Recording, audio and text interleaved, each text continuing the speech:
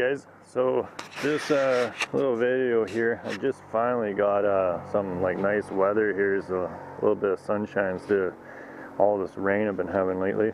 And so I just wanted to go over this the buggy here because I haven't really actually done a video of it like up close, and right now it's not in the best state, but I wanted to show you guys the fails of this, to kind of anybody that's out there building one, kind of put this into perspective for you, that it doesn't always go right the first time. The rear brake here I've got is off of a 2009, I believe, Yamaha R1, so a sport bike, and I've got it mounted on the back there, which is going to be subject to change because I'm going to actually change the whole rear end to be independent suspension and get rid of the swing arm. You can see actually one of the fails that was long ago, which I kind of figured was the rear shock is way too soft, but it's not really the right size. And I actually, just so that I could sit and then move the thing around, I had to weld in this little stopper so that it can only go so far down so it wouldn't be sitting on the ground every time I got in. Anyways, so the seat's just in here loose right now, so let's move this. So I got this is all from the R1. It all came as a complete deal with when I bought the caliper and everything was all on it. So anyways, this was mounted right behind here, and it was sitting like that basically, and so I had a rod set up on this side, so all you had to do was push the rod down, and this little ugly piece, so it was like that, and you just push it down, and on the other side it would be pushing up on this rod here. So I wanted to make it so it was over on the other side here because the brake pedal's on this side. So I set up this whole cam thing that's not real pretty, but just to see if it would work or not, and then completely redo it and make it nice and whatnot. And so it was mounted up on here, and cable and whatnot, and it looked like it was probably going to work well, but realistically, when I pushed the brake pedal, like, not only you had to really push it, but it just, there was too many areas that were flexing and a little bit of binding and whatnot, and it's not going to work.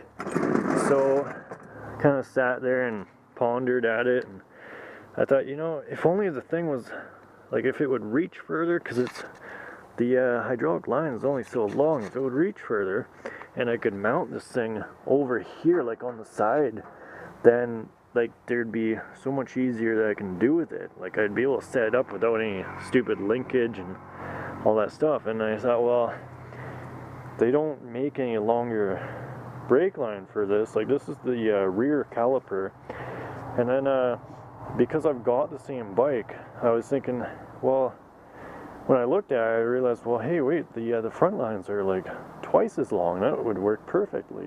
I get it on that side, but I don't want to pull lines off my bike. It's a good running bike. I don't want to start pulling parts off of it for this, and I don't want to go and buy a whole new calipers. So I went on the Yamaha forum, and I asked them, I was like, so I explained the whole deal, and I said, would the front hydraulic line fit onto the rear caliper and like bolt up to everything? Would the banjo bolts be the right size and whatnot, and all the fittings? Would it all go together? And a little skeptical about this and whatnot, but I got one person replied, only one person, and said that yes, it will all bolt together, it will work. And so I was like, okay, great. So I went to the Yamaha dealership and found that for one line they want $100, and they don't have anything that's used kicking around, which I kind of figured they wouldn't have a used one kicking around. But I thought, well, geez, for $100, and I don't know for sure it's going to work. That's a little sieve, and I was kind of pondering about that.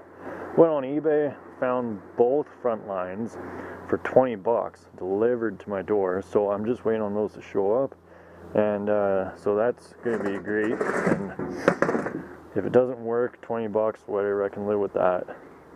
So anyways, as soon as I get that, then I'm going to have that mounted probably right about here, and Then I'll set up a new deal for the brake pedal, make it look all nice and be fully functioning. So the other thing is I gotta remove this stuff still. I had a gas tank in here that was from like a generator motor, and I had a generator motor in here, but the motor, it wasn't strong enough to push the buggy, and so pulled it out, sold the motor, it's gone.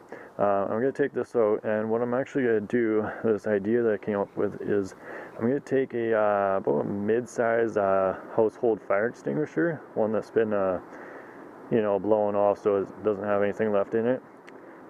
I'm going to cut it and whatnot and sit it on its side right in here, right down below the cage here, and drill it, tap it, weld it, make it look nice, and use it as a gas tank. And so, like, I mean, I'm guessing I'll probably be able to, on the local Facebook forums, find one for cheap or free that's been blown off, because there's not much you can do with them once they're blown off. They're kind of garbage. And then I'll make that and have a nice cylinder type gas tank and whatnot. So the front suspension is pretty good. It's works really nice and stiff. This I didn't really show. It's in one of the photos. This is a storage compartment that I made up just because I had the room up front, and it's full of rusty water and an extra pedal that I had made. So I gotta drill a hole in it so the water drains out, or maybe park this thing in a nicer spot. But what else is there?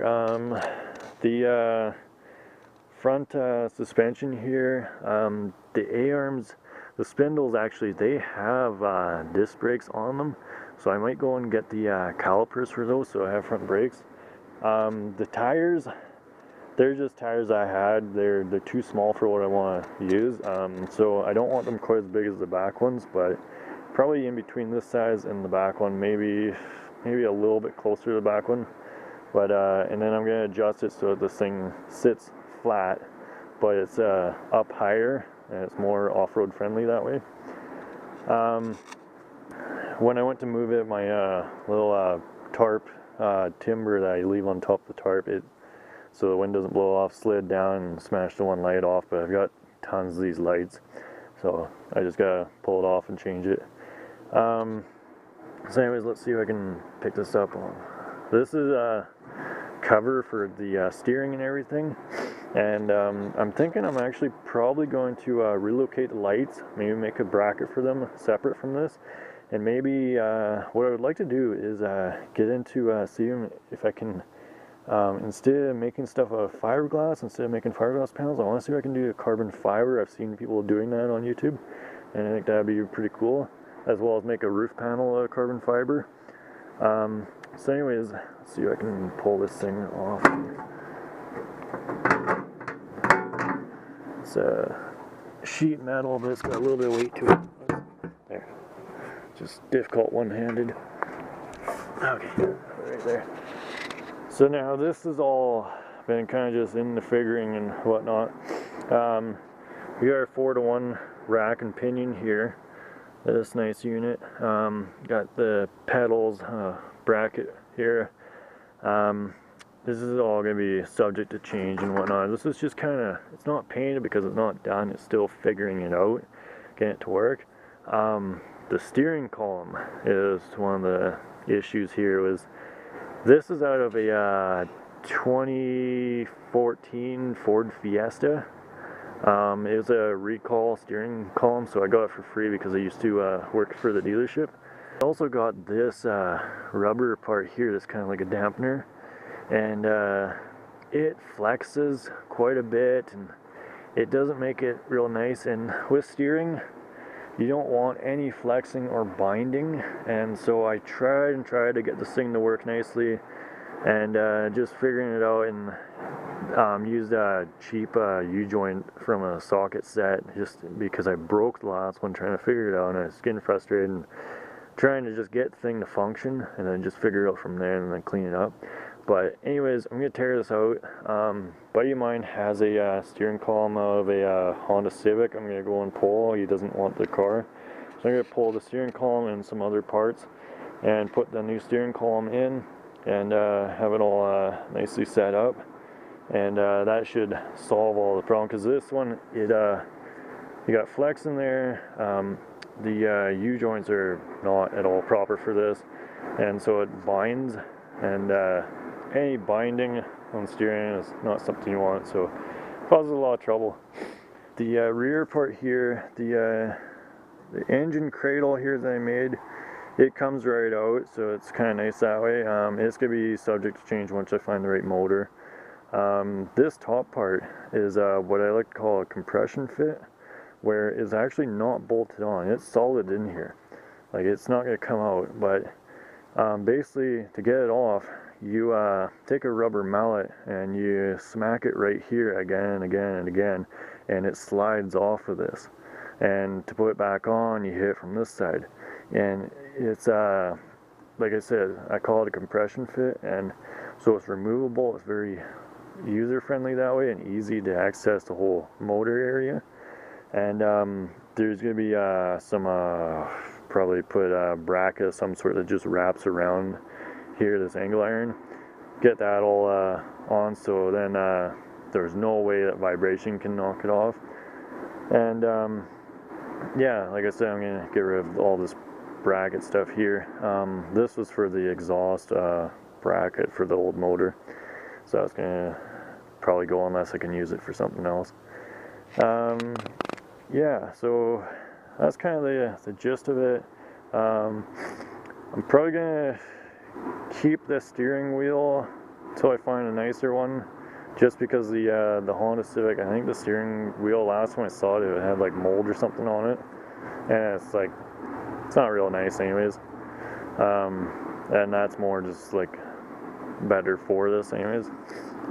So yeah, that's pretty much it for the little kind of basic walk around, and just so that you guys can see perspective of like I said in my slideshow, I don't really like to take photos along the way, because things are so subject to change, and it's like when you're making something that's completely custom like this, you can't really just say that something's going to work and that idea that you start with is 100% going to finish it along the way, because a lot of times it doesn't.